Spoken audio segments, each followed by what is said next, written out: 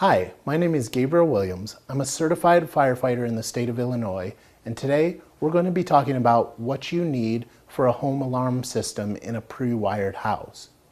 You don't need many things, and you're already a step of the game because your house is already pre-wired for an alarm system. But it's a good idea for you to have a professional come and tell you exactly what you need and do the work for you, because you don't want something like your home alarm system failing. You want to make sure that this thing works because it will protect you and your family. Call a professional to get it done because you want to make sure this is done properly. You're already saving money because your house is pre-wired for this system to be set up and used in your home. So if it's pre-wired, why not use it?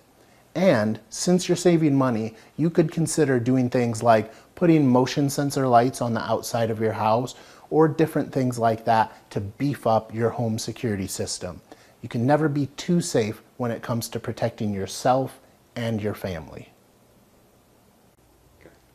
So now that you know everything you need for your home alarm system, you need to go out and get it done and start using your system right away to keep you and your family protected.